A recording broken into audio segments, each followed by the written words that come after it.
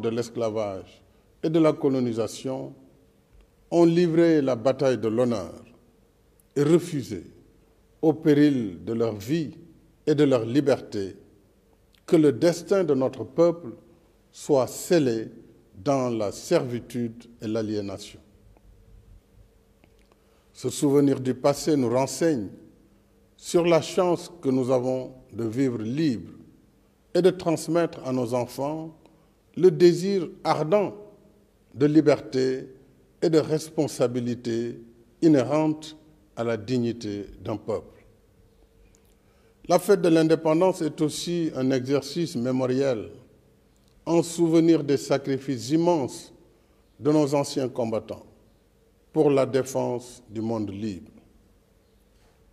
Je vous salue avec respect et affection, chers anciens combattants. Le souvenir de vos sacrifices restera toujours gravé dans notre mémoire collective. Demain, notre jeunesse et nos armées, forces vitales de la nation, seront aussi à l'honneur. À vous, officiers, sous-officiers et militaires du rang, je renouvelle ma confiance et mon soutien.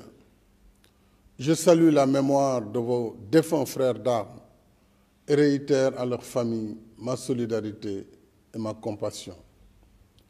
Aux blessés parmi vous, j'adresse mes vœux de prompt rétablissement. Au nom de la nation, je vous redis notre satisfaction et notre fierté. Je salue votre fidélité à la symbiose armée-nation. Votre attachement aux valeurs de la République et des institutions et vos qualités professionnelles dans la conduite de vos missions au service de la nation et de la paix dans le monde. Le métier difficile des armes que vous avez choisi est devenu encore plus complexe et plus risqué en ces temps où les menaces sont plus diffuses, plus nombreuses et plus imprévisibles.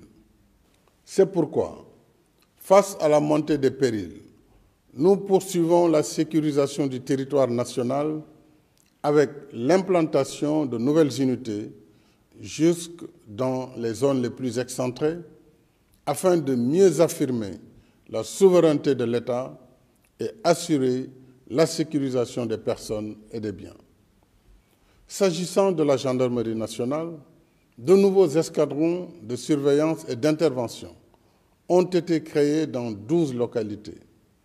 Saraya, Bignona, Sédhiou, Koungheul, Ranérou, Ndioum, Podor, Kaffrine, Fatick, Mbour, Keur Massar et Diamniadio. Quant à la police nationale, elle s'est dotée de 10 nouveaux commissariats aux Parcelles Assainies, unité 15, Golfe Sud, Diamaguène Sicap Mbao, Rufisque Est, Yeumbeul Comico, Zac Mbao, Thiaroye, Linguère, Nioro du Rip, Koungheul et prochainement à Keur Massar. Ces efforts sont renforcés par la modernisation des moyens d'investigation et le relèvement des effectifs afin que nos forces de défense et de sécurité restent toujours à la hauteur de leurs missions régaliennes et des tâches civilo-militaires qui leur sont confiées, comme la préservation des ressources naturelles, thème de la fête de l'indépendance cette année. En effet, la protection de nos ressources naturelles reste au cœur des priorités de notre souveraineté, avec la raréfaction des ressources, les pillages et trafics illicites de tout genre et la nouvelle vocation minière, pétrolière et gazière de notre pays.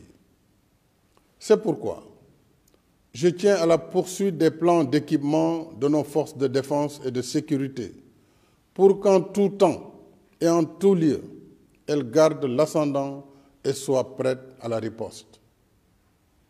Mes chers compatriotes, dans mon message pour le Nouvel An, je vous ai entretenu de nos programmes et projets de développement économique et social, y compris l'état d'exécution de nos chantiers d'infrastructures indispensables à la réalisation de nos objectifs d'émergence. En dépit de la conjoncture économique difficile, l'État continue sa politique de soutien aux ménages, comme en témoignent les mesures de lutte contre la cherté du coût de la vie, dont la baisse du prix des loyers.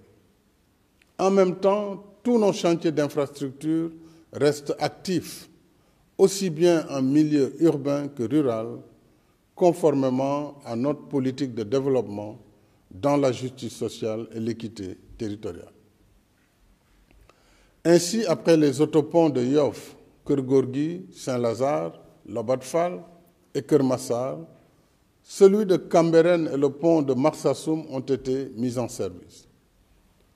Dans la même dynamique, je suis heureux d'annoncer que l'exploitation commerciale du BRT débutera dans le courant du deuxième semestre de cette année, avec un parc de 158 bus spéciaux, 100% électriques, qui seront alimentés par voie solaire.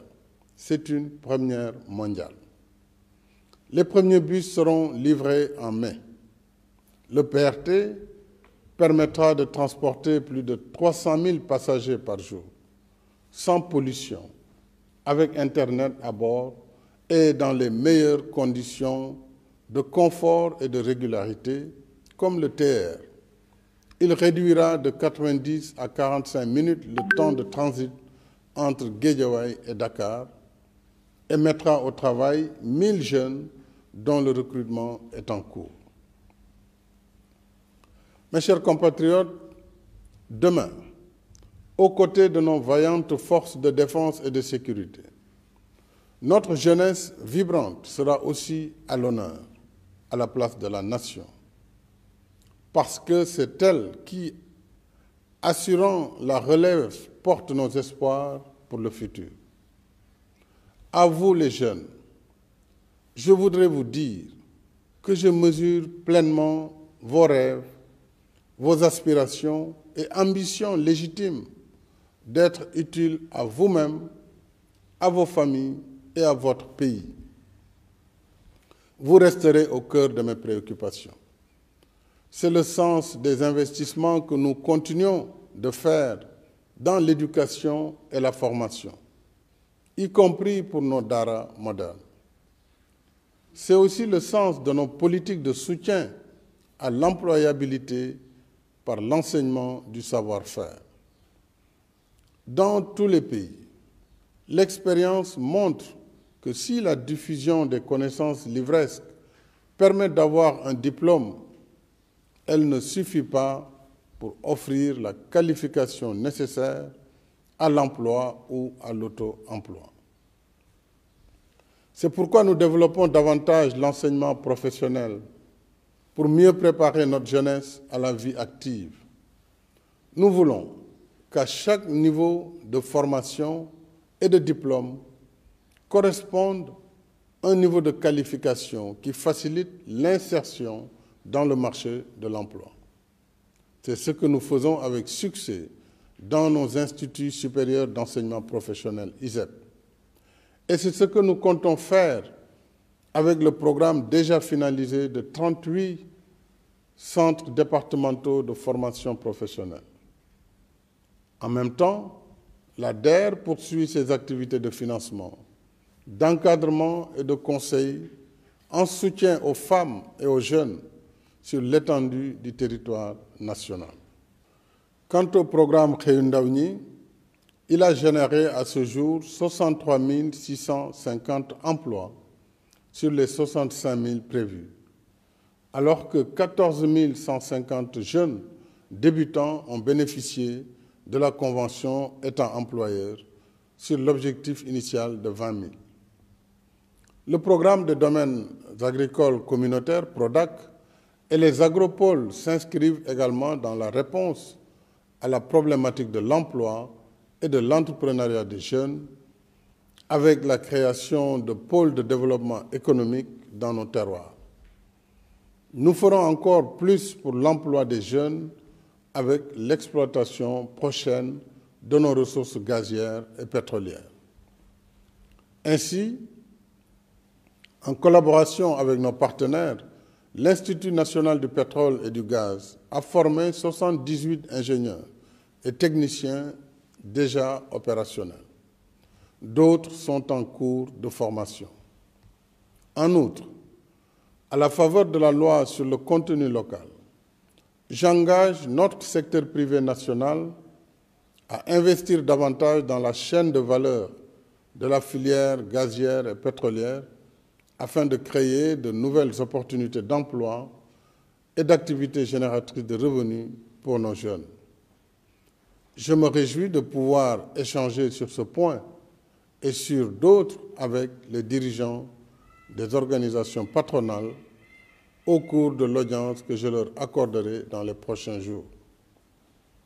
Ce soir, je voudrais aussi saluer et encourager nos 32 500 jeunes agents recenseurs engagés pour les opérations du 5e recensement général de la population et de l'habitat, prévu du 15 mai au 15 juin, afin d'actualiser nos données démographiques et statistiques. Mes chers compatriotes, la fête de l'indépendance qui marque notre liberté retrouvée nous rappelle en même temps l'histoire qui nous lie et nous oblige à bâtir sur la terre de nos ancêtres l'héritage que nous devons laisser à nos enfants. Chacun de nous en porte la responsabilité.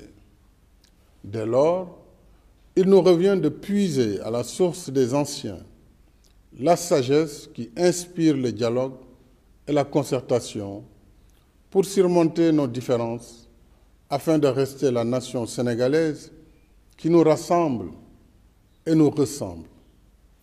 Une nation de coexistence pacifique où le sort de chacun dépend de celui de son prochain, parce que nous sommes une seule et même famille. Dans cet esprit, je reste ouvert au dialogue et à la concertation avec toutes les forces vives de la nation dans le respect de l'état de droit et des institutions de la République pour un Sénégal uni